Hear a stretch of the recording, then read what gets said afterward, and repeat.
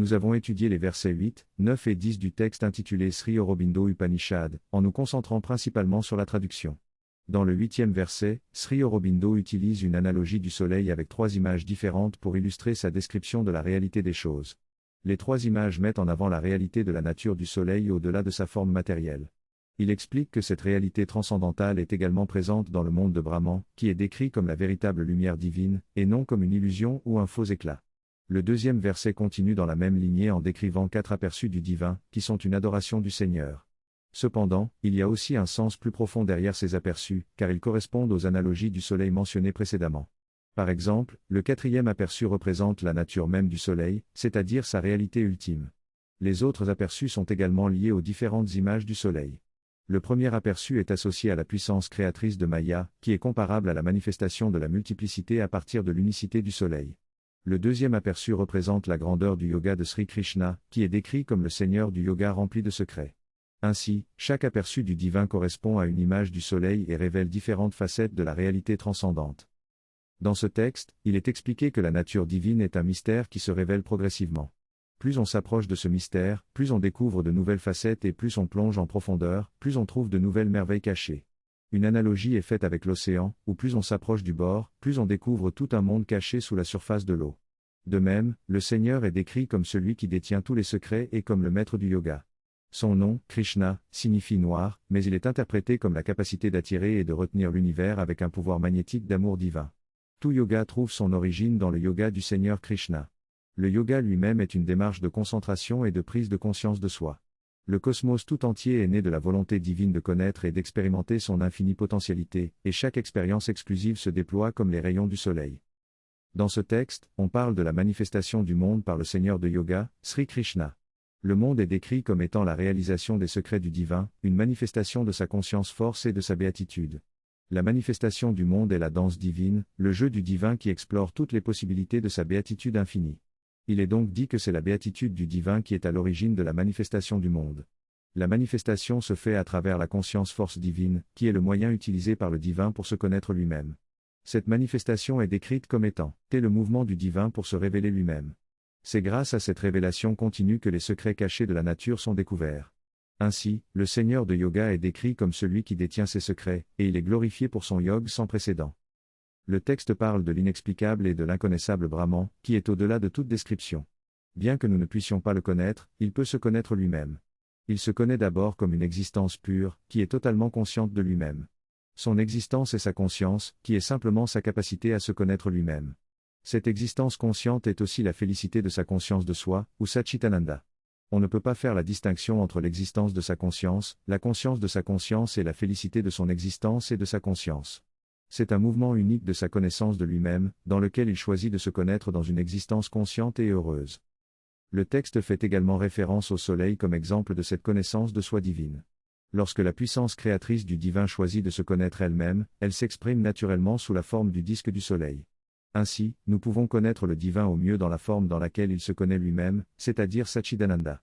Cependant, il est à noter que cette réalité inconnaissable et indescriptible de Brahman est au-delà de notre compréhension et que nous nous y fondons. Le texte souligne également que cette description du soleil a une signification plus profonde dans le concept de surmentalité. Il décrit différents niveaux de conscience, allant du surmental à la conscience intuitive et à la conscience mentale. Ces différents niveaux représentent différents degrés de manifestation et de multiplicité, dans lesquels l'unité originelle se fragmente et se reflète dans le domaine de l'esprit. En conclusion, le texte exprime la relation entre la connaissance de soi divine, symbolisée par le soleil, et les différents niveaux de conscience. Il souligne que la forme du soleil est une expression de la puissance créatrice de la superconscience divine, à partir de laquelle se manifeste toute la création. Cependant, il est important de comprendre que la véritable nature de Brahman est au-delà de toute description ou compréhension humaine.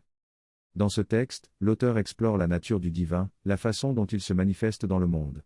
Il souligne que le divin est inconcevable et transcende la rationalité humaine. Il décrit le divin comme un mouvement impossible à comprendre, qui se manifeste à travers la lumière et la multiplicité du monde.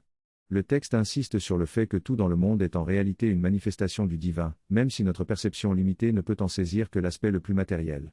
L'auteur utilise le terme Bhagavan pour décrire le divin, ce qui évoque l'idée d'un être divin qui jouit de sa propre félicité. Finalement, le texte invite à adopter une vision plus profonde et spirituelle du monde, en reconnaissant que tout ce qui existe est en réalité une expression du divin. La grandeur du yoga du mystérieux Seigneur du yoga Sri Krishna est décrite dans ces versets. Il s'agit de son lila bienheureux, manifesté par sa force de conscience qui travaille d'une manière inconcevable et suprêmement inconnue. Les rishis ont voulu dire que tout cela est véritablement Brahman. Le verset 10 précise que tout ce qui se manifeste est simplement la félicité du monde. Les rôles de Varuna, Mitra, Ariyaman et Bhaga sont également expliqués, représentant respectivement le principe de l'être pur et vaste, Sat, la lumière de la conscience divine, la lumière et la connaissance utilisée pour la création, et enfin le plaisir créatif et l'enjoyment, Ananda. La manifestation et la multiplicité sont le résultat de la sagesse formative de la Maya de Varuna et Mitra, qui disposent harmonieusement la lumière d'Aditi. Dans cet extrait, on retrouve tous les éléments étudiés précédemment dans une même séquence, avec différents symboles utilisés pour exprimer ces concepts.